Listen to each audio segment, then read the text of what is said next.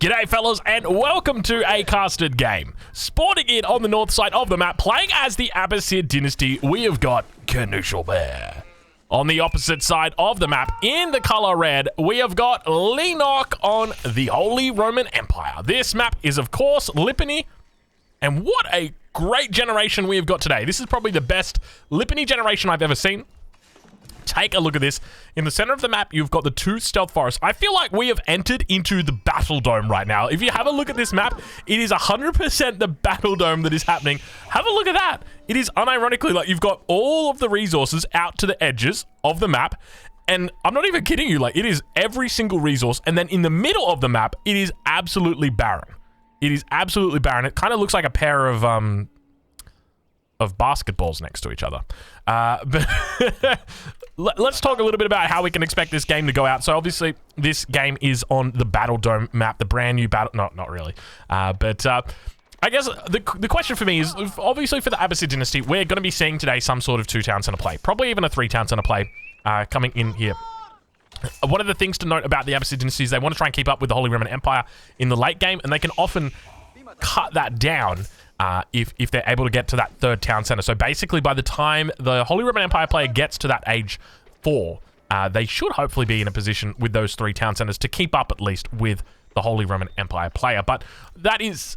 it's a difficult position. Let's just put it that way. I'd be surprised to see that many TCs. I reckon we're probably going to be seeing 2 town centers out of Bar. And I think the question is, how is Leenock going to be looking to play the brand new Holy Roman Empire? As you guys know, HRE, they've received a number of different changes, and most importantly, they now receive that prelate. And we're going to be witnessing Leenock, who is one of the best players in the world, throwing out his Holy Roman Empire and seeing exactly what it has got. He's got his nice little berry patch over here. I'm just excited about this map. I'm so excited. Like, when it comes to this map, it is incredibly open. You've got the least open thing about this map is this wood line here. Other than that, it is just quite literally between you and your enemy. There is nothing but free space, free air, outposts, towers. Are we going to see Springalds inside the bra here? Probably. Oh, Leenock was going to go for an Archon Chapel. He goes for an Archon Chapel again, and it puts it down in a decent spot. I guess my thinking is, like, he probably could have placed it up against the house and the mining camp, got this position here, and then still gotten a little bit of the wood line. The smart thing about this is he's going to be able to get a pretty decent lumber camp in here all the way in. And to me, honestly, looking at that, it makes me even think he might be playing, he might have a go at playing feudal, just because he's looking at keeping so much of the wood.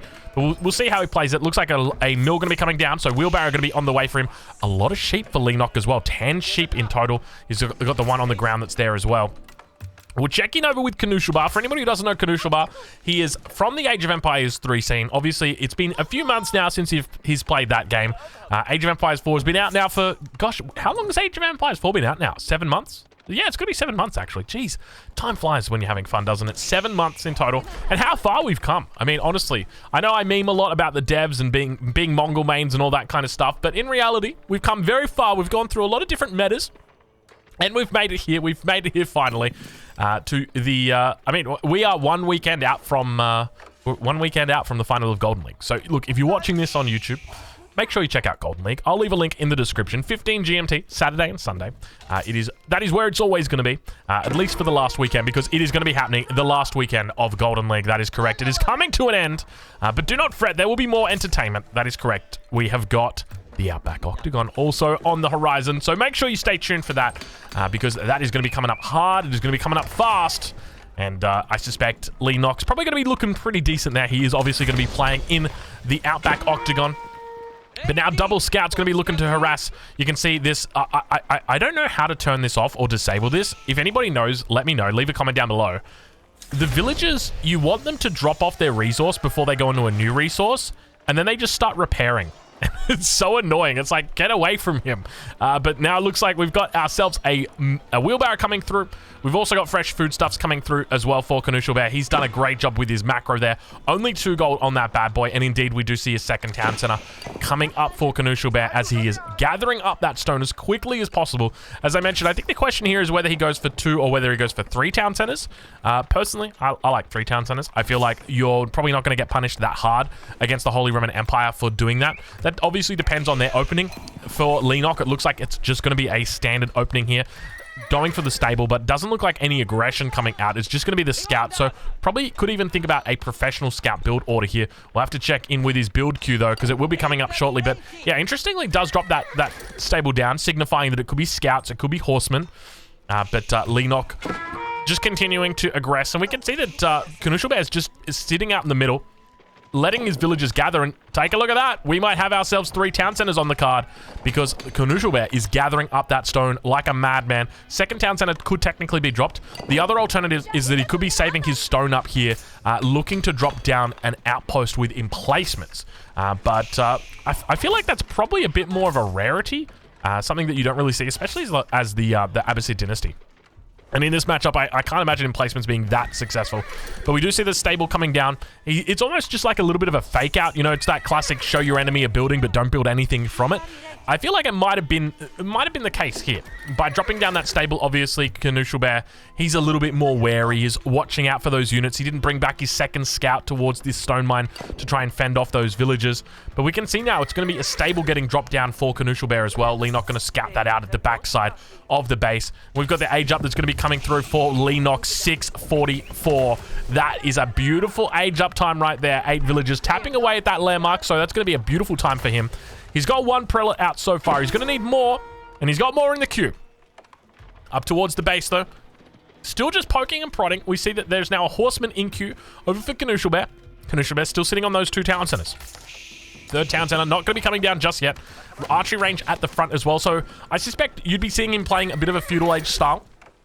The difficult thing that you're going to need to remember is that there's obviously knights that are going to be out here.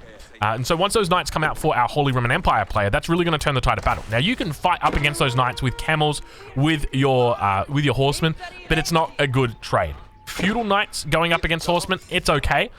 We're gonna change perspective. I don't want to hear this horn going off. Or do you guys want to hear the horn? You guys want to hear the horn? Oh, maybe I'm kind of tempted. Do it, Wolf. Bite him. Get him, Wolf. No, don't do it. But now moving out towards the middle of the map, looking to pick up one of those contested relics first, and we can see that there are 2 out there. We don't actually see that that he... I take it back. He's already dropped off that second prelate. He's moving up towards the north. He's actually going to show his enemy where he is as well. This is a little bit dangerous to do. So if you do... So what's just happened right now? So you can see Knushelbear immediately turns towards this relic. So because Leenock has made that mistake of just tapping over the edge of the sacred site, he's now alerted his enemy to that. Now, obviously, we're going to see here the Wall of Law come down. He's going to try and look to force this off. He gets a couple of units back, but remember, all he cares about is killing this prelate. He doesn't care about these. He doesn't care if he loses these units. Let's watch and see how he plays it, though. Ideally, he's focusing down the scout. You just want to be focusing down the prelate in this position, but he's not going to be doing it here. And now it looks like he's finally realized going to be turning his attention towards that prelate. And just remember, the prelate cannot heal itself. It can heal the other people, or the other units, but it cannot heal itself. And now focusing that down, and this all comes down to the fact that Leenock made that one mistake, and that was that he didn't rally his prelate around the sacred site. And now those horsemen are going to be able to get away. They've killed the prelate. That's 100 gold down the drain. And it's a painful loss for Leenock. 2 relics inside the Regnants at the moment. Third one was on the way back in. He's going to be bringing it down shortly. He's already captured every single contested relic. We're at 9 minutes into this game, and he's pretty much captured every single one. He's got 2 out of the 3.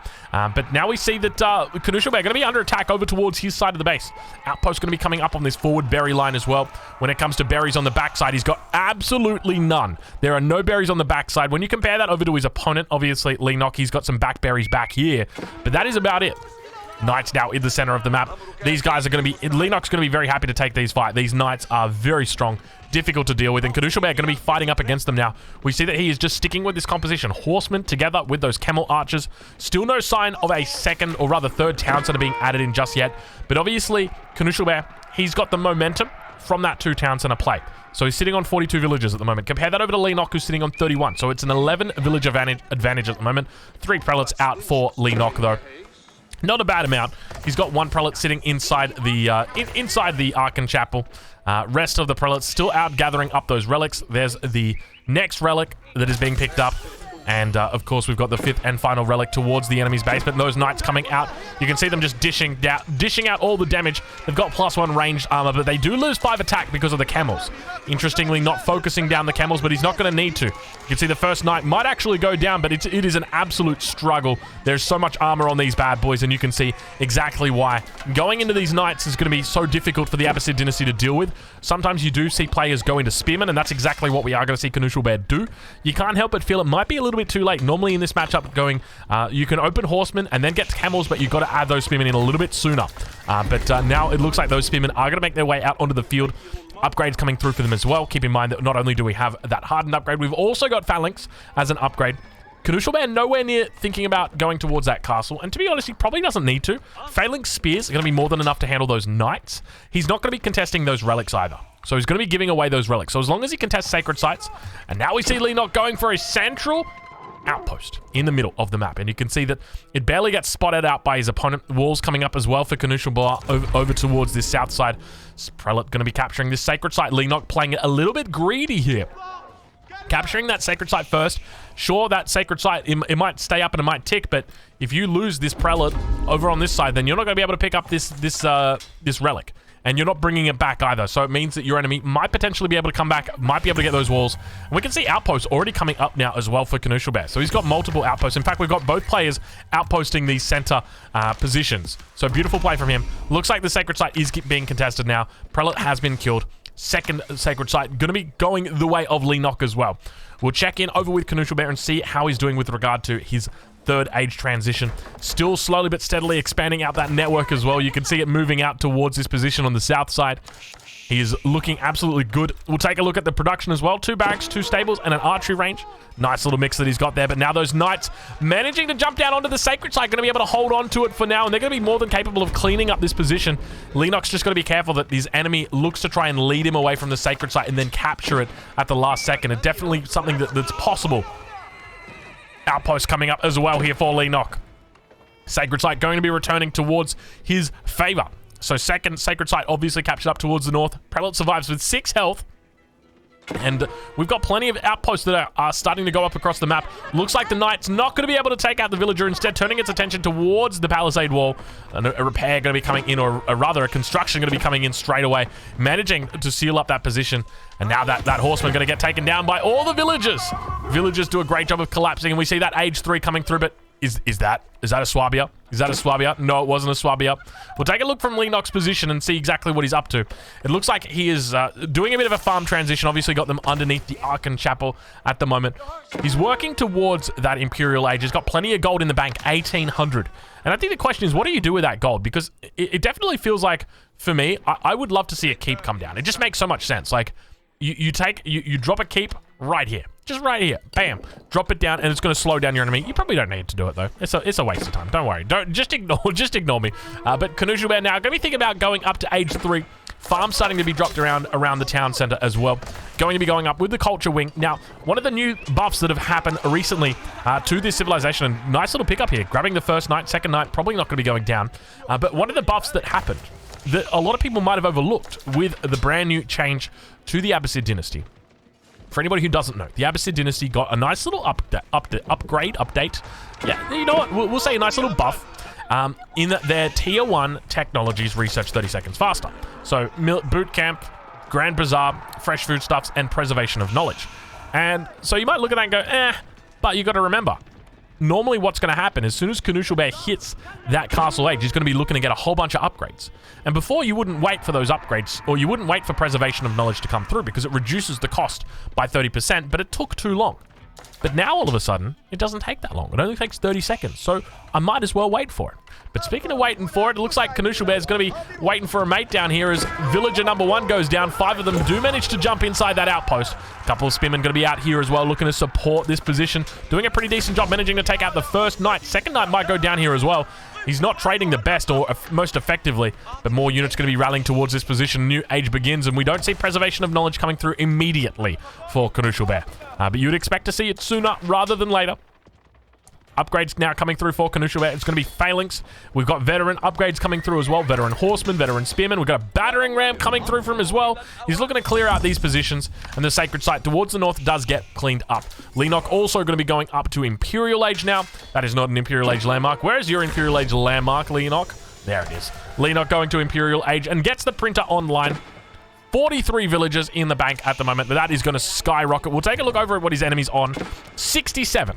So it is a 67 versus 47, so or rather 43. But I would expect that very, very quickly that villager count, or that villager deficit, will be overcome. It'll probably switch at about 90 villagers. So 90 villagers for Leenock is when Canusha will hit 90 villagers. And then from there, obviously, Leenock goes to the moon.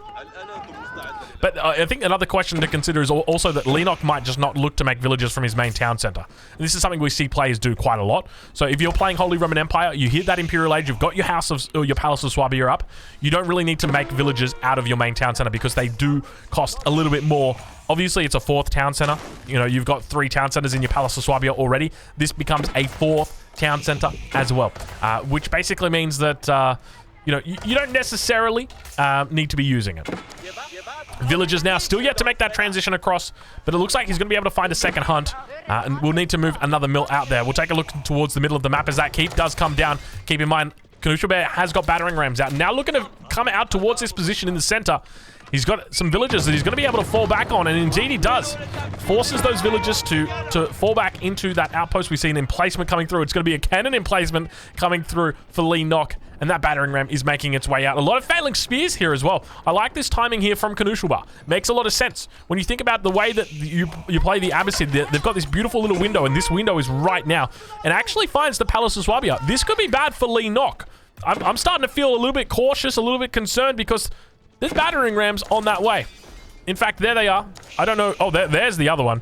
Cannon emplacement still yet to come through. Leenock could potentially just jump out of this outpost and look to take out this battering ram with the villagers, but not going to be the case. Leenock actually housed at the moment as well. Going to be throwing down some emergency houses. No emergency repairs for him just yet. In fact, can he extend that out?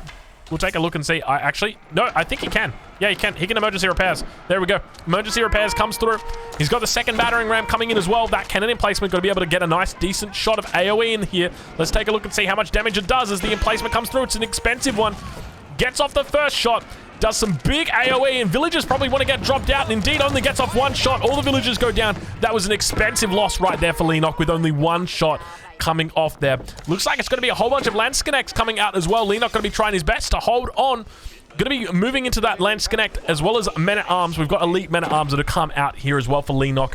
So he has got the elite upgrades. He's thinking about his military now. Some barracks that were going to go down that have decided to just chill out for a little bit. There we go. Leenock remembers and realizes. And now attention is turned towards that Palace of Swabia. And you can't help but feel like it might have been in a bit of a tough position here, placing this Swabia so far forward. It is just something that's very vulnerable, but now it looks like Leenock going to be coming out over from the eastern side of your screen. We'll enter into the cinematic mode as well. Barracks continue coming up. Landsconnect's going to be coming out and swinging in force. We hear on the backside there's some crossbowmen just able to fire off. He's got a pretty decent mass here on the front side, and as long as these spearmen are constantly trading out here with the Men-at-Arms, the crossbows are going to be able to shred through that armor, and that's exactly what we see, but he's focusing down the Landsconnects. He knows that these are the damage dealers. He's got to get through these. Looks like a single battering ram remains, but they do manage to take out the battering ram. Villagers doing a great job, and we see outposts coming down here as well for Canusha, looking to potentially get emplacements, and it looks like Leenock is going to be holding here. He's done a hold. He's done a hold. He's managed to hold on to this position, but we do see more units coming out for his opponent now, and Leenock has suddenly turned the tide of battle. Emergency repairs did obviously eventually make its way out here as well. It takes some time to extend it, but he did a pretty decent job. I like the way that he's gotten it out here. Emergency repairs, going to be able to save the day here in the event that things did go awry. But Leenock, plenty of food in the bank. He's going to be, or rather, wood in the bank. He's going to be able to find that transition over to farms shortly. He's also got the elite army tactics coming through as well for his soldiers, for his infantry. Villagers actually chasing away the villagers of Canusha. We'll check in on the villager count for Leenock. I suspect he lost quite a few there. He's on 68 villagers. Compare that over to Canusha, who's sitting on 84 villagers. So doing a pretty decent job to maintain that economic lead, but keep in mind, obviously, a lot of villages just did go down. So now we're talking about 78 villagers compared to 69. Things aren't looking terrible for Leenock. In fact, things are looking pretty good. He's going to continue funneling out those villages. And keep in mind, his enemy is only on 2 town centers. So essentially, we've got 2 town centers versus 3 here because Leenock is not making any villages out of that main town. I take it back. Leenock is making villages out of the main town center. He's got double the amount of TCs, 2 versus 4. Or at least double the amount of villager producing power. But now Caduceus Bear looming for a potential keep. You can see he wants to go for it. The outpost here is going to provide vision, and Caduceus Bear knows about it. The question is whether he remembers it or realizes that it's there. It looks like this position down towards the south side of the map might potentially get cancelled out though. Once that keep comes up, there's going to be the potential for trebuchets to come through. Playing as the Abbasid, obviously you're not able to make trebuchets out on the field. You're going to need to get a siege workshop in. And geez, doesn't it take some time to get that keep up? Now moving in with the Lancers. Going to be careful of those Lance Connects. Still yet to get their elite upgrades, but I tell you what, they still do plenty of damage. Now that keep going to be able to fire down upon the units down below it. You can see it's slowly but steadily shredding through that armor. He's already got +3 armor. Tell you what, Leenock is the kind of guy who does not forget his upgrades. He knows exactly what he's doing. But we now start to see bombards coming out, and it's double bombard that is coming out. Leenock has got that much gold in the bank. He can afford to go double bombards here, and I absolutely love it. Leenock looking very strong in this position. Sure, he's got a keep on his face. Sure, he's struggling with his food income right now, but he's looking good. He's looking decent. He's keeping his head above water. Ideally, at this point in time, you just love to see him throw down a bit more production. That would be the key thing. If we take a look at his base right now, he's only got 6 barracks, and I feel like he's probably got the economy to support a little bit more than that. Palace of Swabia obviously producing overtime, 85 villagers right now for Leenock. Compare that to 90 for Caduceus Bear. So slowly but steadily, they make their way towards that number, but obviously Caduceus Bear, he's going to get overtaken when the 3 digits comes out. First bombard making its way onto the field. Leenock now looking to knock down that door of his opponent. We'll take a look and see exactly how Caduceus Bear looks to play it. He's on 130 population. Compare that to 130 pop of Leenock as well. And these guys are pretty even Stevens at the moment. Only difference being, Leenock is in Imperial. And that is a significant advantage for him. But now that second bombard going to be coming out as well. There's no way that you're going to be keeping this keep alive at all. He's going to pull villagers from this position, but he needs to actually kill the bombards if he wants to take this out. He's got an extra 80% health. Don't tell me he's got it. Leenock's actually got the upgrade for his siege to get extra health. I can't believe he's got it. It's called Siege Works. It's an expensive upgrade, and now there's no villagers actually to hold this position, rather repair these bombards. He's got 2 bombards on the backside. Looks like he's going to be able to split focus between them. Looks like the villagers finally make it out to repair and keep that bombard alive, and I got to tell you what, Caduceus Bear is going to be feeling tough after that one. It's a nice little distraction over towards this position, but you can't help but feel these Lancers may have been better served over towards this position and sieging down these bombards, because these guys were very, very close. A slither of health was remaining for those guys, and they did both manage to survive because the villagers were pulled in time. But now Caduceus Bear, he's on 148 population. Compare that to Leenock, and it's 145, 149 rather. Anybody's game at this point, but you still got to feel like the advantage, the favor, it's got to be on Leenock's side. I feel like Leenock's one good fight away from winning this game. But we'll have to see exactly how he plays it as the roll continues happening. He's got villagers here with him as well. The trebuchet cancels it now, but the trebuchet might die to the bombards. Bombard's going to be opening up on that outpost in the center. You can tell the Caduceus Bear realizes there might be a little bit of trouble here. He can sense danger. Those horsemen managing to actually outmaneuver the men-at-arms as well as the lance connects. Going to begin focusing down the first bombard. Bombard trying its best to survive. All of the horsemen actually getting cleaned up. Leenock trying to move that one away. The lance connect together with the men-at-arms just cleaning that up completely, and Leenock looking very strong now. 138 population for his opponent, a lot of which are villagers, only 36 military. Another raid coming through on the backside. It's those same damn pesky lancers from before, and they are back. They are back with giant jousts. But we'll check in over with Leenock and see how he's doing, because he's on 89 villagers, still not yet to overcome his enemy, but he is starting to push down upon his enemy's position. Not a lot of crossbows out at this point for Caduceus Bear. That's my main concern. He doesn't really have any way that he can deal with these bombards at this point. He's obviously run in a whole bunch of horsemen, and he's tried to take them out, but it's left him with no other choice but to just sit on the defense for the moment and try his best to hold on. But now that raid does get cleaned up. Caduceus Bear definitely on the back foot as he continues marching up towards that base. And now Leenock looking very good. This could be another victory coming out for the Holy Roman Empire here. We are on Lipany, a map that is considered a very favorable map for the Abbasid dynasty because it's open, it's got plenty of berries. But here we see Leenock on the Holy Roman Empire, the Giga Chat from Korea. potentially with a bit of an upset here. He's now going to be pushing out. He spots the Siege Workshop. There's been a trebuchet out of it so far. And the question is whether we see anything more from it. And I suspect we probably won't, because those bombards are very, very close to coming through. Looks like the bombard on the backside are going to be cleaning up the lumber camp. You hate to see it, but now those Lance Connects together with the men-at-arms going to be coming out. And those elite Lance Connects, you can tell because they've got the Ronald McDonald socks on. They're swinging. They're winning. They're looking very, very nice. Very menacing. And now those horsemen coming through, but you can see the veteran horsemen are just going to be completely outnumbered by the men-at-arms. There's villagers here as well, so if things need to get repaired up, I suspect he's going to be able to do it. At least there was, and Knushelbert taps out. The Holy Roman Empire is victorious. Fellas, I hope you guys have enjoyed this game. I hope you guys have enjoyed this cast. Make sure you check out Golden League. It is happening this weekend, 15 GMT. We'll take a quick look at that village account, because Knushelbert, despite having that villager lead for the majority of the game on 2 TCs, still didn't have that stronger military. You can see just right at the end, the elite men-at-arms, just too damn strong, too damn quick, too damn pretty. Good game, well played. I'll catch you guys in the next one.